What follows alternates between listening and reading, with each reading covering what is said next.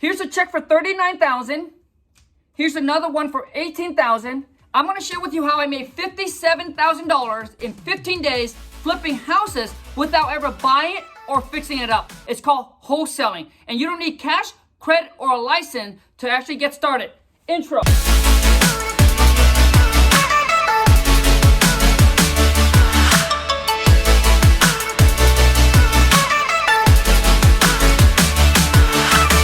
So I'm gonna give you all the details and all the tips and all the secrets and all the tricks on exactly how I'm able to get these deals done, okay? For those of you who's new to the channel, welcome to the Wholesale to Million family, where I teach you how to wholesale houses without ever buying or fixing them up. You don't need cash or credit or a license to actually get started making money wholesaling houses in your city, okay? Or you can actually do it virtual, which means I don't meet the seller, I don't see the property, I don't meet up with my buyer. I'm able to do this completely all from the comfort of my own home, or whether I'm on vacation or not, I'll still be able to flip houses, wholesale them, all right, without physically being there.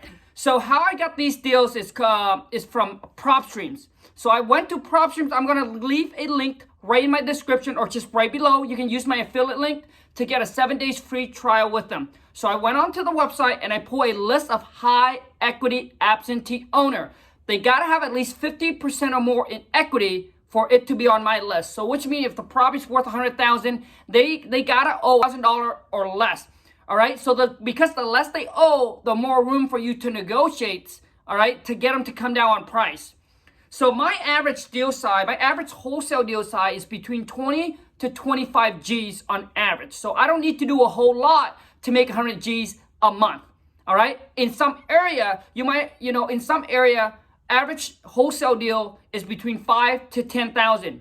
It's because you gotta understand what market you're going into. Some market, ARV on a house is like you can buy a duplex for 10,000, 20,000. In those kind of market, your average deal size probably gonna be around that 5,000 per wholesale. So I typically, when I pick a market, I like to get into a market that the ARV is between 100 to 400,000, which means that'll give you enough spread right in there for you to be able to make these kind of wholesale fee. I mean, I have done a wholesale deal where I made over 100 G on just one wholesale deal, and it's not even an apartment. It's coming off of a single family home.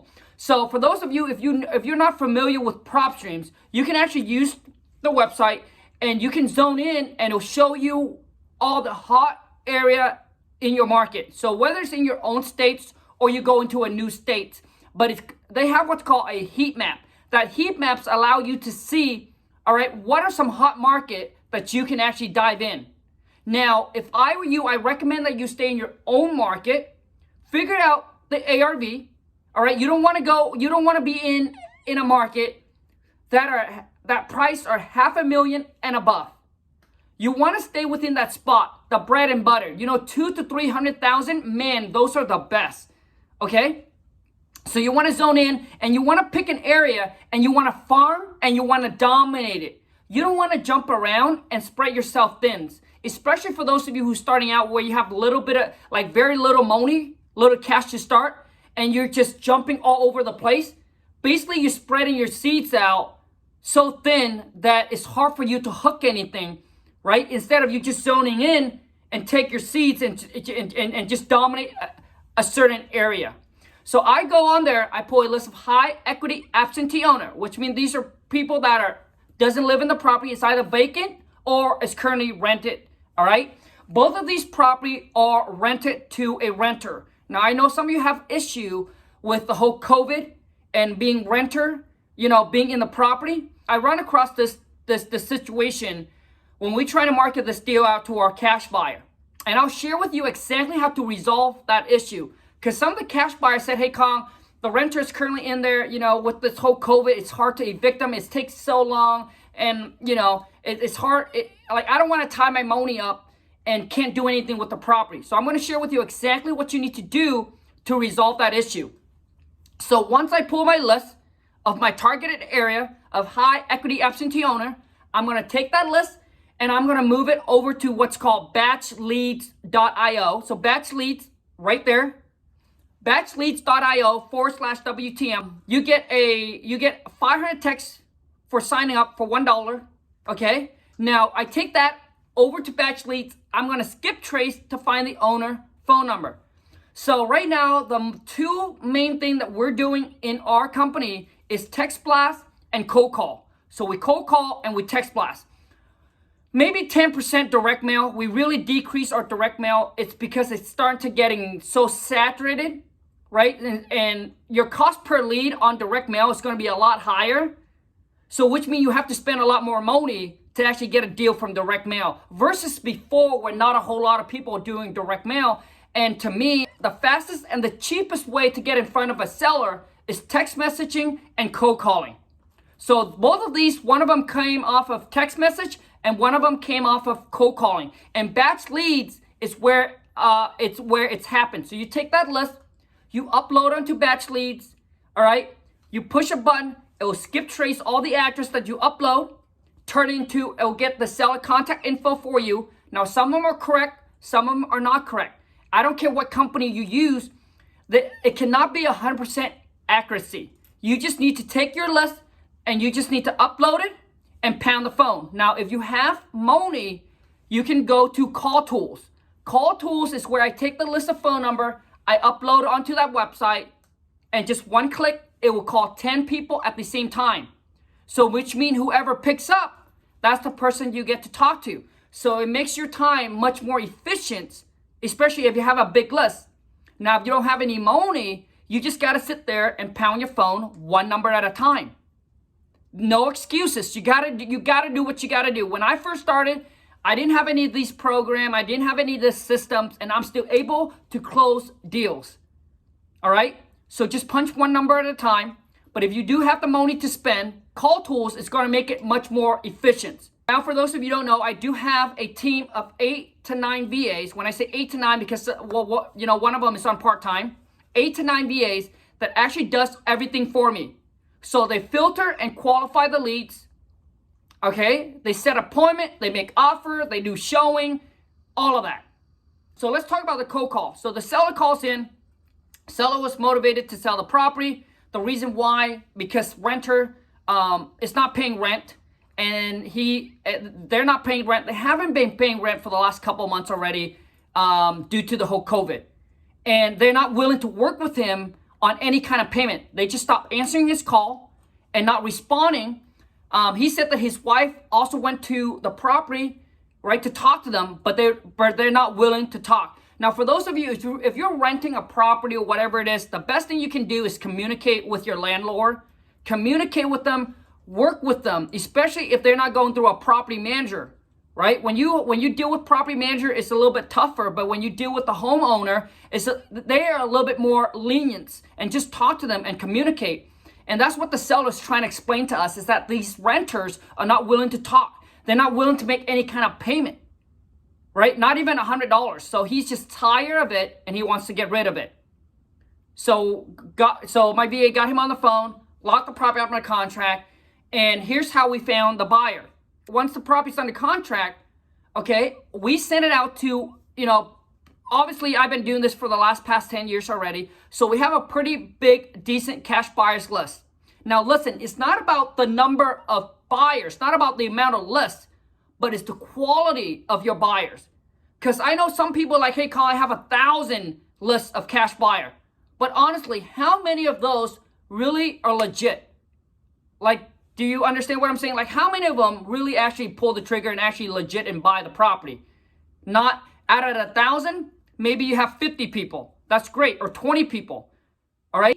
To me, if you have a good solid 20 to 30 cash buyer, man, you're golden, right? You can now really produce deals after deals every single month. But always constantly working on building up that cash buyer list. Okay? It doesn't mean once you get to 20 or 30, you should stop growing. No, you constantly want to network, constantly build up your cash buyer list no matter what. Okay? Because people go in and out of the game.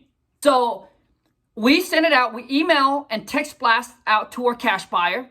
And here's where I go to find all my cash buyer when I started, okay? 1 is I network with all the local realtor. 2 is I also go on Craigslist. Craigslist, just punch in We Buy Houses. There's going to be a bunch of investor and wholesaler. Majority of them is probably going to be wholesaler. But hey, network with them. You know, you have a deal. Maybe they have a buyer for your deal. So don't push out the wholesaler. Work with them. Okay? Now, majority of people on Craigslist probably a tire kicker, but there are legit buyers on there.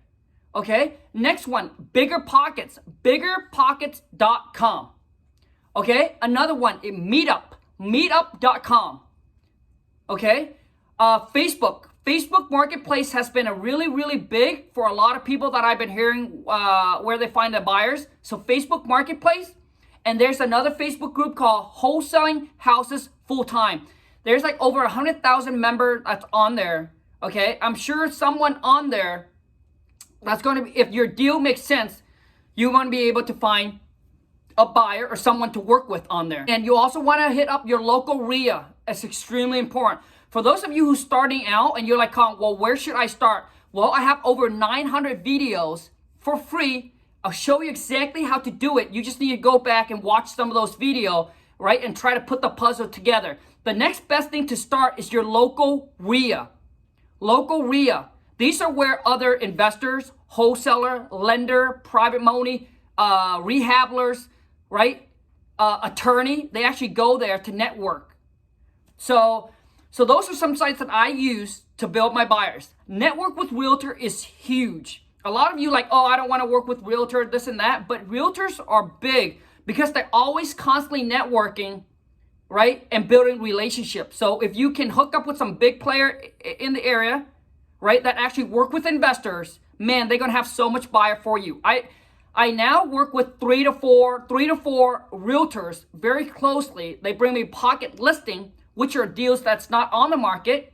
And they also bring me cash buyer as well for my deal. Okay. Now set up showing. If you're going to do this virtually, or maybe you're doing it in your city, but you don't want to go show the property, you have to build foot on the ground, which means you have to be able to find someone that can facilitate the showing for you. So when you found a buyer, right, the next step that you need to do is set an appointment for your buyers to go look at the property. So one, you got to prep your seller up, let them know that, hey, my contractor or my partner is going to be there.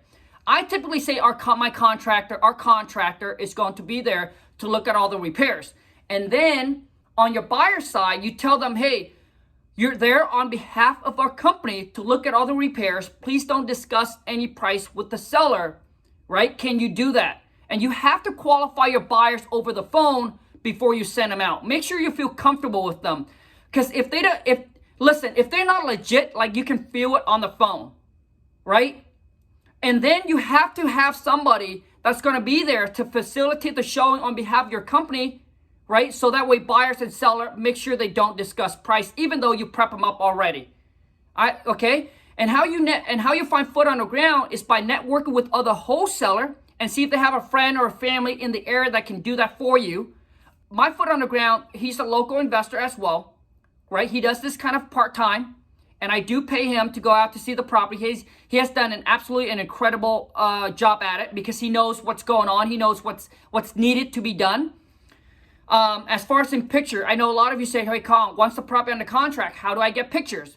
Go to here's the company called WeGoLook.com, and they can get pictures for you, but they don't work with individuals. They only work with LLC. So you have a company, if you have an LLC, they'll work with you. But if you don't have an LLC, they're not going to do it. Or realtors, local realtors, right? Maybe pay for their time. Hey, how much is it going to cost you to go and do this? And that's what I do. So, and they charge about $86 to go out on behalf of your company to take pictures, send it over to you. You can pick where they'll do it within a day or 3 days time frame or 5 days time frame, whatever it is. We typically get our pictures from the seller unless the property is vacant and seller is not there or cannot take pictures because they're old and they don't know how. Then we call We Go Look. They go out there, they'll do that for you. They also actually do an inspection for you and let you know exactly what needed to be done to the property as well. A lot of you ask me, so Khang, how can you calculate repair costs over the phone when you talk to the seller? I'm trying to take all the information and all the questions that I remember and then combine it into this this one video. So I hope this video adds some value to you. And if it does, please show me some love. Boom, smash that thumbs up. All right. So as far as in repairs, you need to do some legwork. You need to call some local contractor in the area and say, hey, call a roofer and ask them, hey, I have a house here that my partner and I are looking to fix and flip in the area. We're looking to work with some contractors. I want to know, this house here is a 3-bedroom, 1-bath, 1,200 square feet. How much does it cost to redo the roof? Do you do the same thing with the electrical, the same thing with plumbing, right? The same thing with the painters.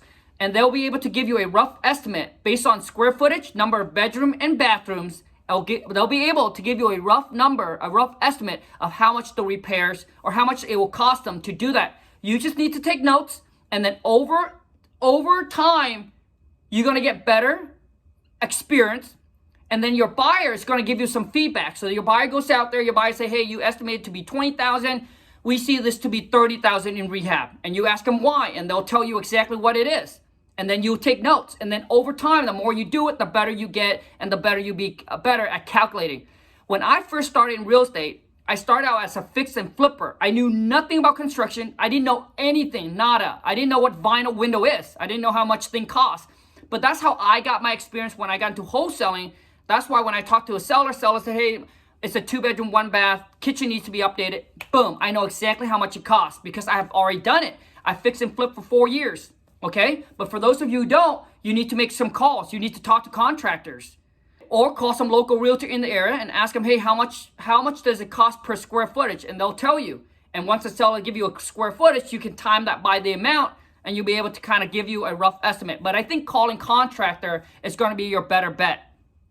Okay, so after the showing, the buyer said, hey, they're ready to go, right? They're ready to go. What you now do is we send our buyer an assignment agreement with the amount through DocuSign.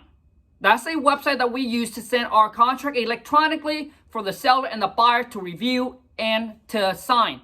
After that, we get the contract back, we take it, we email it over to our title company.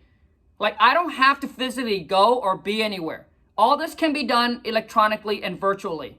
You guys, this is 2020. Come on, man. Shit. Some of you are still stuck in like, oh, I got to physically be there. No, you got to change your mindset if you want to grow, if you want to scale. Instead of building a big team that you rely on people on, you rely people had to go to an office space and all that. I like to run my business completely virtual. So all of my VAs are from the Philippines. Okay, so with the whole COVID that came down, there's nothing much change with us, because I've already have always done it virtually. So I did make some correction as far as in getting my price a little bit lower, zone in on our target area, right? And then decrease my marketing a little bit because I got to feel out what's going on with the market. We have buyers that were buying and not willing to buy. So we have to make an adjustment with that. You got to understand that you built your business around the life that you want. I don't care for office space. I don't care to physically go in there and have employees to be there. I'd rather be able to travel and go anywhere and still operate my business just virtually. For the deposit, my buyers, on both deal, my buyer drop off a $10,000 non-refundable. I don't mess around with the 500. I don't mess around with the 1,000. Our minimum is 5G. You want your buyers to have a lot of skin in the game, so that way if they back out, guess what? You can take some of that money, give to the seller to buy more time with them so you can find another buyer, and you get your time to pay. A lot of you are letting your buyers taking control by giving you like a $500 deposit, a $1,000 deposit. Come on, man. Shit. It's so easy to walk away with that amount, all right? So both of these are 10 G's non-refundable. And my earnest money with the seller is $250. It could be $100, it could be $5, but I decided we're gonna use $250. All right, so if the buyer backs out, I don't care. My buyers wanna back out, I don't really care, because I gotta keep their 10 G's. I'm gonna buy more time with the seller, and I'm gonna mark it out, boom, and I'm gonna sell. Now I'm gonna make even more.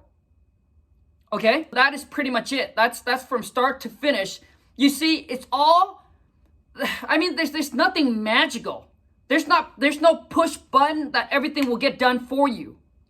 Okay, everything is just it's the exact same thing, but it's just being consistent, and it's just doing that same thing and duplicating and doing it over and over and over and over again.